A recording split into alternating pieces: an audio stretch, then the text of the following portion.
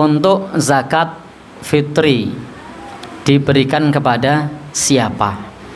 Zakat fitri ini prioritas adalah fakir miskin.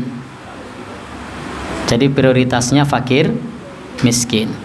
Dan kriteria fakir miskin itu bisa mengikuti urf atau kebiasaan yang berlaku yang disebut fakir miskin. Karena kalau kriteria zaman Nabi, hari ini kita tidak nemu. Nah, kriteria miskin zaman Nabi yang ada di lingkungan kita untuk saat ini kita tidak menemukan. Orang yang tidak bisa atau tidak ada yang dimakan untuk hari ini, tidak tahu besok mau makan apa. Masih ada enggak sekarang? Enggak ada kan? Ya. Ada tapi angel yang golek di sekitar kita. Yang ada adalah di luar kita. Maka bisa menggunakan kriteria yang sesuai dengan urf, sesuai kebiasaan kita yang dianggap fakir atau miskin. Jadi menggunakan kriteria kita. Silakan bisa menggunakan kriteria yang dipakai oleh BPS misalnya, atau menggunakan kriteria umum yang dipandang sebagai fakir miskin. Dan pribun? Oh iya, jangan. Itu namanya kurang gawean. Jadi tetap zakat itu diberikan kepada fakir miskin, dan nilainya jangan kemudian seperti kado silang, sudah bayar kemudian dikembalikan lagi dengan jumlah yang berbeda. Kalau miskin dia sudah bayar, dia nerima lagi boleh. Tapi kalau kaya sudah bayar kok nerima lagi, ya tidak boleh. Orang fakir miskin itu boleh nerima zakat, nilainya boleh lebih dari yang di zakati yang dibayarkan. Bisa jadi dia zakatnya itu 4 orang 10 kilo misalnya, saya tidak tahu di sini zakatnya berapa. Maka kemudian bisa jadi dia nerima masing-masing orang 10 kilo misalnya, sehingga nerimanya 40 kilo. Boleh enggak? Boleh. Sehingga tidak jadi kado silang.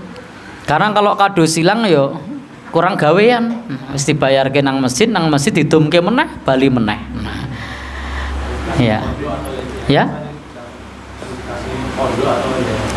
Baik.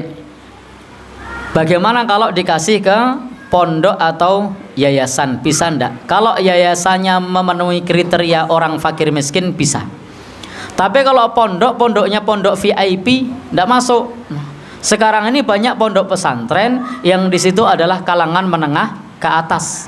Ada SPP-nya, Bapak Ibu. Saya itu sekarang berpikir bagaimana besok saya menyekolahkan anak saya di pesantren. Sampai sekarang saya masih berpikir ini pondok mana, karena kalau saya melihat budgetnya itu ada yang masuknya 25 juta 30 juta.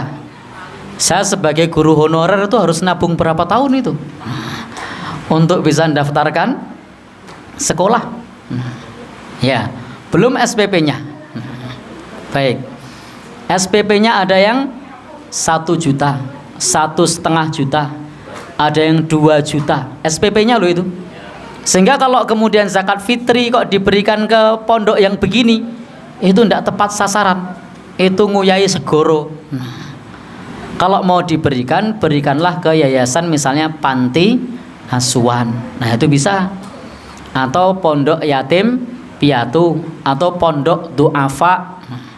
Tapi kalau kemudian diberikan pondok-pondok yang berbayar seperti itu, yang mahal begitu, yang ngecek saldonya sudah pakai HP, yang anaknya kalau jajan tinggal tit gitu, maka yang semacam ini tidak pas kalau diberikan zakat fitri. Mereka orang-orang kaya yang jajan hariannya itu nilainya bisa menyamai gaji saya setengah bulan, 1 bulan. Ya, gaji honorer loh, bukan gaji yang lain. Yang lain tidak saya hitung, ini yang saya maksud gaji honorernya. Baik. Misalnya tahun-tahun kemarin tuh ini yang menerima itu dikasihkan ke Tunggal Insan itu. Oh nggih, monggo ndak apa-apa kalau itu memang anak-anak yatim piatu duafa itu masuk. Jadi harus dilihat bahwasanya itu memang yayasan yatim atau yayasan duafa. Kalau kepada sekolah-sekolah yang berbayar tadi, bahkan ada sekolah yang berbayar ini punya mall. Jadi punya mall meskipun namanya pondok pesantren. Kalau ngelihat uang jajannya, Masya Allah, untuk kelas saya begitu, orang mampu. Jangankan untuk nyekolahkan, baru daftar tok itu udah tidak mampu. Jadi jangan sampai kemudian kita malah nguyai segoro. Monggo kalau mau diberikan asal masih masuk kriteria fakir miskin, masih masuk kriteria orang-orang duafa. Wallahu alam bishawab.